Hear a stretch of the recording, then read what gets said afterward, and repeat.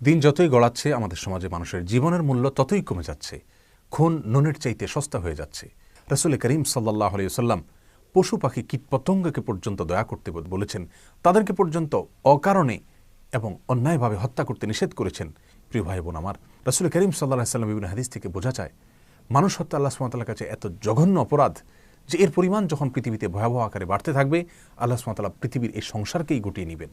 কিয়ামতের পূর্ব মুহূর্তে হত্যার পরিমাণ ভয়াবহ আকারে বেড়ে যাবে এবং যে হত্যা করছে সে নিজেও জানবে না সে কেন হত্যা করছে, যাকে হত্যা করা হচ্ছে তিনিও জানবেন না তাকে কেন হত্যা করা হচ্ছে। আল্লাহ সুবহানাহু ওয়া তাআলা মানুষ হত্যার বিচারকে অত্যন্ত গুরুত্বের সাথে কিয়ামতের দিন করবেন। রাসূল করিম সাল্লাল্লাহু আলাইহি ওয়াসাল্লাম ইরশাদ করেছেন, সহিহ বুখারী এবং মুসলিম একযোগে বর্ণনা করেছেন যে আল্লাহ সুবহানাহু ওয়া তাআলা কিয়ামতের ময়দানে মানুষের মধ্যকার যে পাওনা দেনা সেগুলোর হিসাব নিকাশ শুরু করার শুরুতে একেবারে প্রথমেই মানুষ হত্যার বিচার দিয়ে তারপর শুরু করবেন।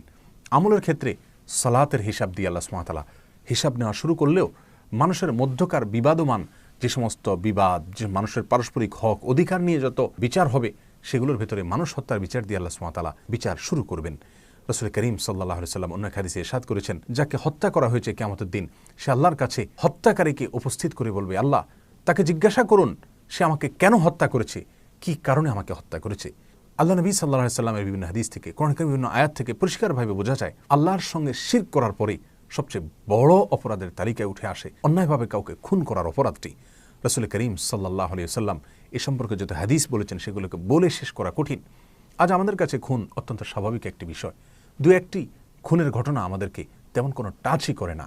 এমন কোনো হত্যাকাণ্ডের ঘটনা ঘটে যা চাঞ্চল্য সৃষ্টি করে, তাহলে সেটাই কেবলমাত্র আমাদেরকে কিছুটা টাচ করে। আমাদের কাছে বিষয়টা গা সওয়া হলে কি হবে, আল্লাহ সুবহানাহু ওয়া তাআলার কাছে সেটি মোটেও সহনীয় নয়। বাইহাকির এক বর্ণনা নবী সাল্লাল্লাহু আলাইহি ওয়াসাল্লাম ইরশাদ করেছেন, লা জাওয়ালুদ দুনিয়া আহওয়ানু আলাল্লাহি মিন কাতলি মুমিন।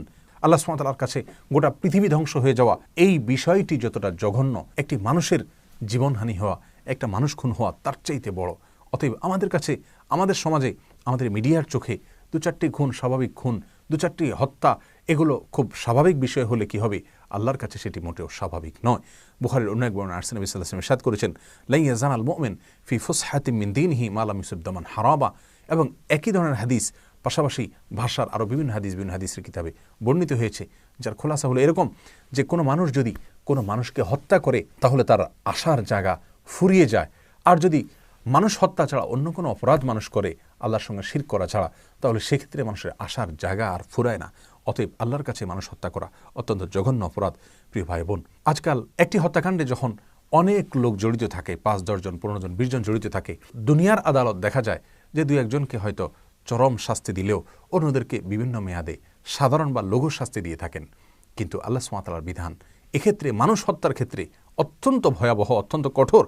রাসূল করিম সাল্লাল্লাহু আলাইহি ওয়াসাল্লাম ইরশাদ করেছেন, তিরমিজিতে হাদিসটি বর্ণিত হয়েছে যে গোটা পৃথিবীর সমস্ত মানুষ, এমনকি আসমানে যারা বসবাস করে তারাও যদি একত্র হয়ে সকলে মিলে নবমণ্ডল এবং ভূমণ্ডলের সমস্ত মানুষ যদি একত্র হয়ে একজন মানুষকে হত্যা করে, আল্লাহ সুবহানাহু ওয়া তাআলা ওই একটি খুনের বদলায়, একটি খুনের শাস্তি স্বরূপ গোটা নবমণ্ডল এবং ভূমণ্ডলের সমস্ত মানুষকে জাহান্নামে দিতে পর্যন্ত কার্পণ্য করবেন না। আল্লাহর কাছে মানুষ হত্যা এত ভয়াবহ অপরাধ। প্রিয় ভাই বোন আমার, ইবনে মাজার এক হাদিসে আসছে রাসূল করিম সাল্লাল্লাহু আলাইহি ওয়াসাল্লাম ইরশাদ করেছেন, ওই আল্লাহর শপথ করে বলছি যে আল্লাহর হাতে আমার জীবন। কাবা এবং বাইতুল্লাহকে খেয়াল করে লক্ষ্য করে সম্বোধন করে তিনি বলছিলেন প্রতীকীভাবে যে আল্লাহর কাছে তোমার মর্যাদা যত বেশি, একজন মানুষের জীবনের মর্যাদা এবং মূল্য তার চাইতে অনেক বেশি। রাসূল করিম সাল্লাল্লাহু আলাইহি ওয়াসাল্লাম বুখারী মুসলিম হাদিসে বলেছেন, তোমরা 7টি ভয়াবহ ধ্বংসাত্মক অপরাধ থেকে বেঁচে থাকবে। তার শুরুতে তিনি শিরকের কথা বলেছেন, এরপরেই 3 নম্বরে তিনি বলেছেন মানুষ হত্যা করার কথা। সবচাইতে চিন্তার বিষয় হলো রাসূল করিম সাল্লাল্লাহু আলাইহি ওয়াসাল্লাম ইরশাদ করেছেন, আবু দাউদ হাদিসটি বর্ণিত হয়েছে, কুল্লু যামবিন আসাল্লাহু আন ইয়াগফিরাহু ইল্লা মান মাতা মুশরিকান আও কাতালা মুমিনান মুতাআম্মিদা। যত অপরাধ হতে পারে সমস্ত অপরাধের শাস্তি আল্লাহ সুবহানাহু ওয়া তাআলা মওকুফ করতে পারেন, তবে যে ব্যক্তি মুশরিক অবস্থায় শিরক করতে করতে মৃত্যুবরণ করেছে অথবা কোনো মানুষকে, কোনো মুমিনকে ইচ্ছাকৃত হত্যা করেছে, এই 2 অপরাধ এটা আল্লাহ সুবহানাহু ওয়া তাআলা মাফ করবেন না। এবং কোরআন কারীমের সূরা নিসা 93 নম্বর আয়াতে একই কথা বলা হচ্ছে। আল্লাহ সুবহানাহু ওয়া তাআলা বলেছেন, ওমা ইয়াকতুল মুমিনান মুতাআম্মিদা ফাজাযাউহু জাহান্নাম খালিদান ফিহা ওয়া গাদিবাল্লাহু আলাইহি ওয়া লাআনাহু আ'আদ্দা লাহু আযাবান আযীমা। আল্লাহ সুবহানাহু ওয়া তাআলা এই আয়াতে 5টি শাস্তির কথা বলেছেন, 5টি কঠিন ভয়াবহ সতর্ক বার্তা তিনি জারি করেছেন। কোনো মানুষকে ইচ্ছাকৃতভাবে যদি কেউ হত্যা করে তার বিপরীতে তার ভিতরে 1 নম্বর হলো তাকে জাহান্নামে দেওয়া হবে, দ্বিতীয়ত তাকে সেখানে চিরকাল রাখা হবে, তৃতীয়ত আল্লাহ সুবহানাহু ওয়া তাআলা তার প্রতি রাগান্বিত হবেন, চতুর্থত আল্লাহ সুবহানাহু ওয়া তাআলা তার প্রতি অভিশাপ নাজিল করবেন, পঞ্চমত আল্লাহ সুবহানাহু ওয়া তাআলা তার জন্য কঠোর এবং ভয়াবহ শাস্তির ব্যবস্থা করে রাখবেন।